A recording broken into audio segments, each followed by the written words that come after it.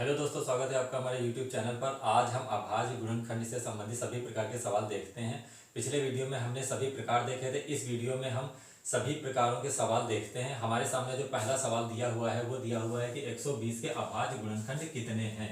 इसमें अभाज्य गुणनखंड ज्ञात करने के लिए कह रहा है कि अभाज्य गुणनखंड कितने होंगे।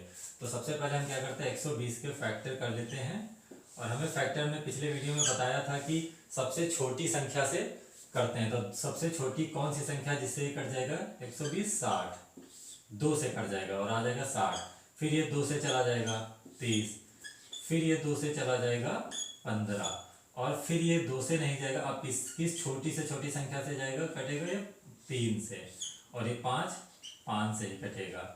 तो हमारे अभाज्य गुणनखंड कितने आ गए? हमारे अभाज्य गुणनखंड जो आ गए हैं वो आ गए हैं 2, 2, 2, 3, 5। यानी कि कुल अभाज्य गुणनखंड हमारे कितने हो गए हैं? 5। 1, 2, 3, 4, 5। 2 यहाँ 3 बार आया है, लेकिन अभाज्य गुणनखंड काउंट करने के लिए हमें 2 को 3 बार काउंट करना पड़ेगा। यानी कि 2 3 बार आया है और 3 5 1 बार आया है। यानी कुल मिलाकर हमारे अभाज्य गुणनखंड हो गए 5। तो हमारा पहला प्रकार का जो सवाल है वो यही था कि अभाज्य गुणनखंड कितने हैं। हमारे सामने जो अगला प्रकार है वो प्रकार है कि 200 के कुल कितने गुणनखंड कितने होंगे। यानी कि सवाल दिया हुआ है कि 200 के कुल कितने गुणनखंड होंगे। तो हमारे सामने जो दूसरा प्रकार आता है वो आता है कुल गुणनखंड का। यानी कि कुल गुणनखंड कितने होंगे। वो तो था कि अभाज्य गुणनखंड कितने होंगे, कितने अभाज्य गुणनखंड हो सकते हैं। अभाज्य गुणनखंड क्या होता है कि भाज्य अभाज्य आपने पढ़ा है कि अभाज्य वो होता है कि जो किसी से भी ना कटे, एक और स्वयं से छोड़कर जो किसी से ना कटे वो अभाज्य है, और बाकी भाज्य में आ जाते हैं। यानी कि कुल उसमें 5 अभाज्य थे, लेकिन यहाँ पे पूछ रहा है कि कुल कितने गुणनखंड होंगे, यानी कि भाज्य और अभाज्य मिला के सब। तो हम सबसे पहले 200 के अभाज्य गुणनखंड काउंट कर लेते हैं। अभाज्य गुणनखंड आपको पता है कि ऐसी ही संख्या से हमें काटना होता है कि जो खुद से या एक से कटे, जो किसी से ना कटे। यानी कि सबसे छोटी कौन सी संख्या है जिससे चला जाएगा ये 200, 2 से, और ये आ गया 100। फिर ये 2 से कटेगा और ये 50, फिर ये 2 से और ये आ गया 25। 25 की छोटी से छोटी संख्या से कटेगा, 2 से नहीं कर सकता, 3 से नहीं कर सकता, और ये 5 से कटेगा। यानी कि 5 से कट गया और ये आ गया 5, फिर ये 5 से ही कटेगा। और ये हमारे यहाँ पे कितने आ गए हैं? 2 अभाज्य गुणनखंड कुल आ गए हैं 5, 2 3 बार और 5 2 बार। लेकिन यहाँ पर हमें कुल गुणनखंड ज्ञात करना है, तो हमें इसको पावर में लिख लेना है। कुल गुणनखंड ज्ञात करने के लिए हमें क्या करना है, इसको पावर में लिख लेना। 2 कितनी बार आया है? 3 बार, और 5 कितनी बार आया है? 2 बार। तो हमें पावर में लिख लेना है। अब हमें क्या करना है, कुल गुणनखंड ज्ञात करने के लिए हमें अब क्या करना है, कुल गुणनखंड ज्ञात करने के लिए हमें यह करना है कि जो पावर दी हुई है उसमें 1 जोड़ देना है।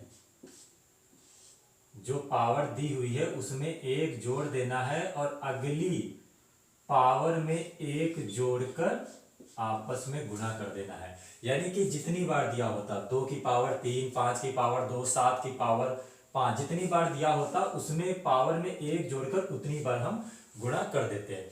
तो यहाँ पर है जो 2 ही दिए थे, 2 की पावर 3 और 5 की पावर 2, तो हम इसमें 3 में 1 जोड़ देते हैं और 2 में 1 जोड़कर आपस में गुणा कर देते हैं। 3 1 4 और 2 1 3, और ये हो गए 4 3 12, इनका गुणा हो गया। यानी कि 200 के कुल गुणनखंड हो गए वो हो गए 12। यहाँ पर जितनी भी दी होती, 2 की पावर 3, 5 की पावर 2, 7 की पावर 7, अगर ऐसे कुछ दिया होता तो हमें क्या करना था, गुणे 7 + 1, और यहाँ पर भी गुणा हो जाता 8। ऐसे हमें करना था कि पावर में 1 जोड़कर उनको आपस में गुणा कर देना है। यह हमारा दूसरा प्रकार था। तो उम्मीद है कि आपको इतनी बात समझ में आई होगी। आगे चलते हैं। आगे तीसरा प्रकार हम देखते हैं। तीसरा प्रकार आता है कि सम गुणनखंड कितने होते हैं, और चौथा होता है विषम गुणनखंड। तो सम और विषम अब देखते हैं आगे से। हमारे सामने जो अगला प्रकार है वो प्रकार है कि समभाजक या सम गुणनखंडों की संख्या क्या होगी। हमारे सामने सवाल दिया हुआ है कि 100 के समभाजकों की संख्या होगी। तो सबसे पहले वही काम करने हैं कि हमें 100 के फैक्टर ज्ञात कर लेने हैं, अभाज्य गुणनखंड ज्ञात कर लेने हैं। अभाज्य गुणनखंड ज्ञात करने के लिए सबसे पहले अभाज्य गुणनखंड से ही हमें फैक्टर करना होता है। अभाज्य संख्या से ही हमें फैक्टर करना था, लेकिन वो सबसे छोटी से छोटी अभाज्य होनी चाहिए। तो 100 की छोटी से छोटी संख्या से कटेगा 2 से, और ये 50, फिर 2 25, 25 किस छोटी से छोटी संख्या से कटेगा 5 से, और 5 तो खुद 5 से ही कटेगा। और यहाँ कितने आगे देखिए, हमने बताया था कि इसको समभाजक, कुल भाजक या विषम भाजक ज्ञात करने के लिए हमें इसको पावर में लिख लेना है। तो हमारे कितना 2 कितनी बार आया है 2 बार, और 5 कितनी बार आया है 2 बार। अब हमें क्या करना है, समभाजक ज्ञात करने के लिए देखिए हमें क्या करना है। समभाजक ज्ञात करने के लिए हमें क्या करना है कि हमें जो सम के ऊपर पावर दी हुई है, सम संख्या के ऊपर जो पावर दी हुई है, यानी कि सम अभाज्य गुणनखंड के ऊपर जो पावर दी हुई है उसको वैसे ही लिख लेना है, उसमें कोई भी छेड़खानी नहीं करनी है। और विषम अभाज्य गुणनखंड के ऊपर जो पावर दी हुई है उसमें एक जोड़कर उसको उससे गुणा कर देना है, यानी कि सम फैक्टर जो है उसके ऊपर वाली पावर को वैसे लिख लेना है, और विषम फैक्टर के ऊपर वाली पावर में एक जोड़कर उनको आपस में गुणा कर देते हैं। ये हो गया 2, 2 1 3, और ये समभाजक हमारे हो गए 6। समभाजक हमारे हो गए इस सवाल में 6।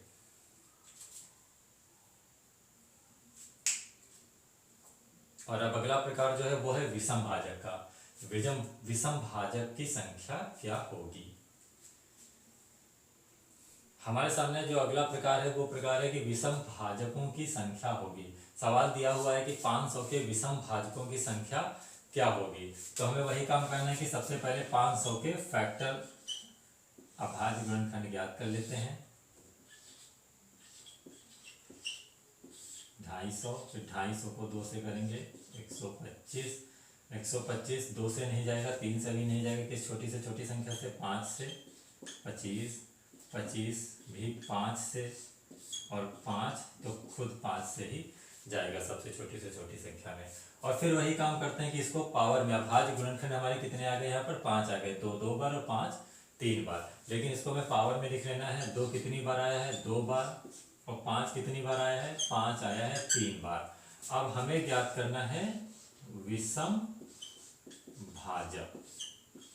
पिछले सवाल में समभाजक ज्ञात करने थे, और समभाजक में हमने बताया था कि सम वाली पावर को वैसे ही लिखकर अगली जो विषम वाली पावर है उसमें एक जोड़कर उनको गुणा करते हैं। लेकिन विषम भाजक ज्ञात करने के लिए हमें क्या करना है, विषम भाजक ज्ञात करने के लिए हमें जो सम के ऊपर, सम फैक्टर के ऊपर वाला जो पावर है अभाज्य गुणनखंड के ऊपर वाली, उसको छोड़ ही देना है, उससे हमें कोई मतलब ही नहीं है। और केवल हमें अब विषम जो होता है, विषम के ऊपर वाली पावर को उठाना है और उसमें ही एक जोड़ देना है। अगर इसके आगे और विषम पावर दी होती तो उसमें एक जोड़कर उसको आपस में गुणा करते, और सम वाले को छोड़ ही देना है, उससे हमें कोई मतलब ही नहीं होता है। लेकिन यहाँ पर विषम एक ही बार दिया आया है, तो हमें 3 1 4 हमारे जो विषम भाजक हो गए वो हो गए 4। अगर इसी सवाल में हम समभाजक देखें तो समभाजक पिछले सवाल की तरह समभाजक ज्ञात करते तो क्या ज्ञात करेंगे, कैसे कि विषम, सम के ऊपर वाली पावर को वैसे ही लिखना है,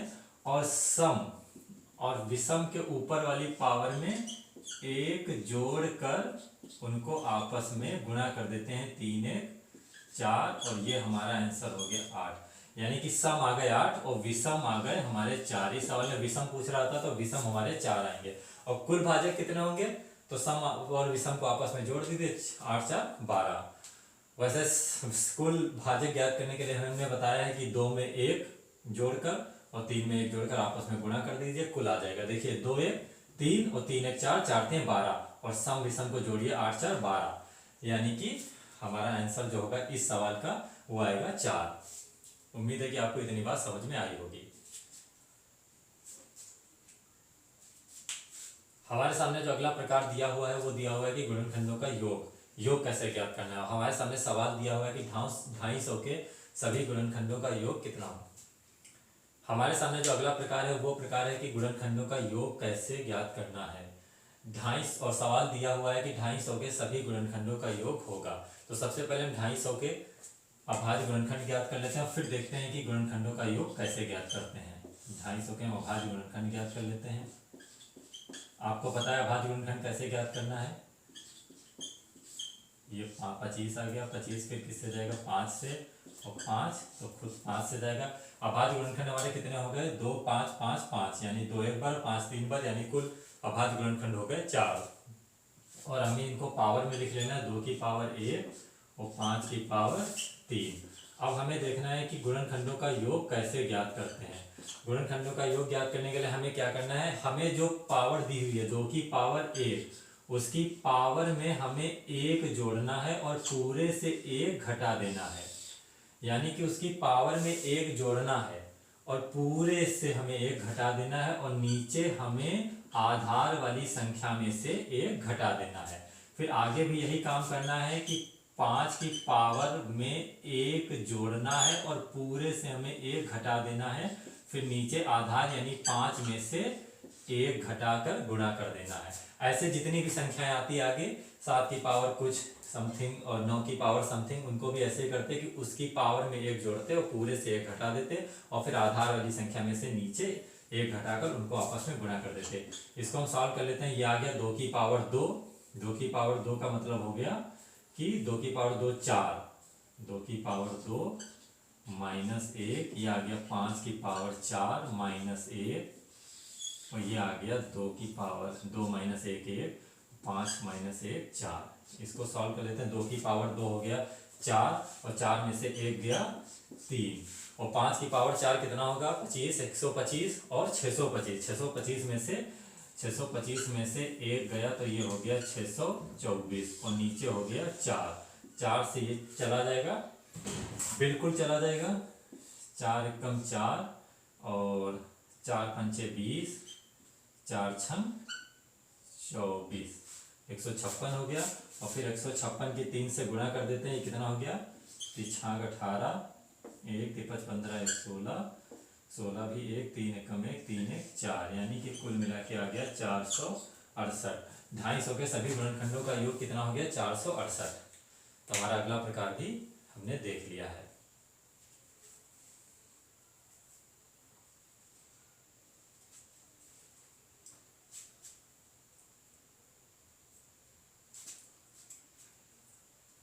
हमारे सामने जो अगला प्रकार है वो प्रकार है कि समभाजकों का योग। हमने एक प्रकार देखा था कि समभाजक ज्ञात करने के लिए, लेकिन यहाँ पर हमारे सामने सवाल दिया हुआ है कि समभाजकों का योग होगा। हमारे सामने सवाल दिया हुआ है कि 12 के समभाजकों का योग होगा। तो सबसे पहले हम अभाज्य गुणनखंड ज्ञात कर लेते हैं। 12 के 2 6 2 3 और 3 एक ही बार गया, और फिर हमारे जो 12 के अभाज्य गुणनखंड आए वो कितने आए 3, 2 2 बार और 3 एक बार। और इनको हम पावर में लिख लेते हैं, 2 की पावर 2 और 3 की पावर 1। इसके बाद हमें समभाजकों का योग ज्ञात करना है। समभाजकों का योग ज्ञात कर लेना है। तो इसके लिए हमें क्या करना है, इसके लिए हमें देखिए क्या करना है, हमें जो सम वाले पावर है, जो सम वाली संख्या है उसको हमें उठाना है और कहाँ से शुरू करना है। यहाँ पे 2 की पावर 2 दी है, हमें कहाँ से शुरू करना है, हमें 2 की पावर 1 से शुरू करनी है। यानी कि सम वाली को हमें पावर 1 से शुरू करनी है, और जहां तक पावर दी हुई है वहां तक हमें लिखना है। यहाँ पर 2 बार दी हुई है तो हमें क्या करना है, 2 की पावर 1 और गुणे 2 की पावर नहीं गुणा नहीं करना है, हमें प्लस करना है।